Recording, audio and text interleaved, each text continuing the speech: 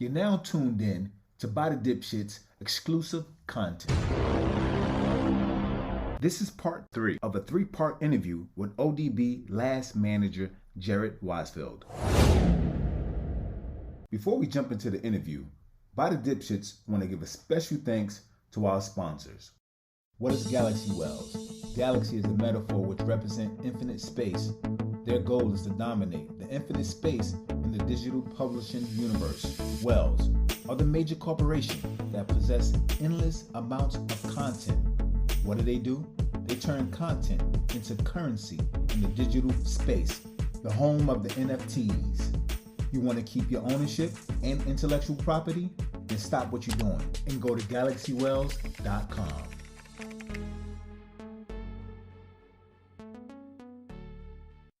Now I'm back to By the Dipshits.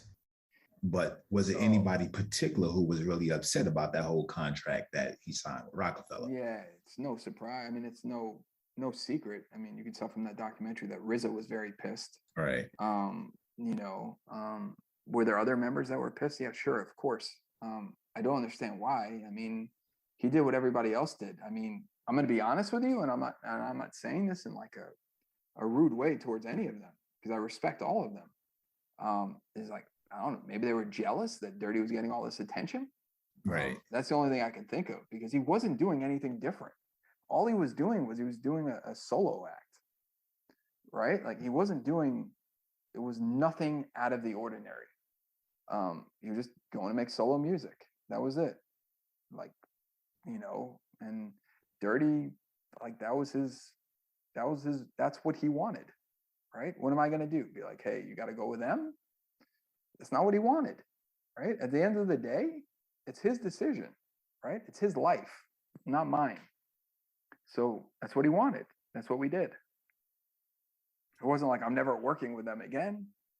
No, it wasn't like that at all. So I know you said that when you seen Dame at the funeral. Before that, was there any contact? Like, how was it working with him?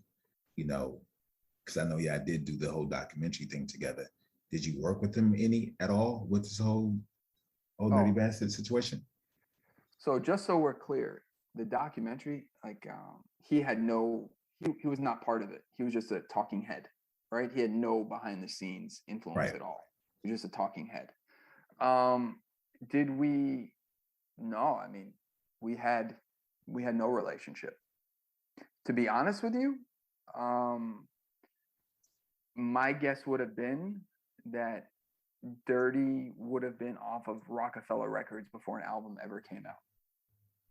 That would be that would have been what I would have wanted, and I assure you that would have been what Dirty would have wanted. Yeah, we weren't feeling like that was the right place to be.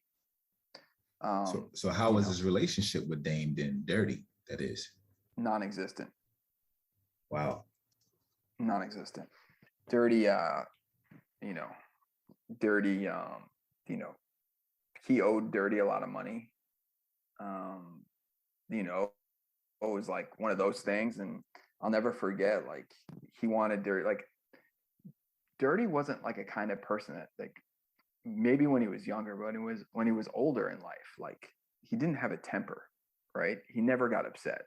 Like, if he got upset, it was more like, like, make this go away. Like, he would never yell, right? He wasn't a yeller. The only time I've ever seen him yell like that was with a phone conversation with Dame Dash. That's the only time I've ever seen him yell like that. And the entire time I knew him was on a phone call with Dame Dash. Wow. So do you know what the deal structure was like?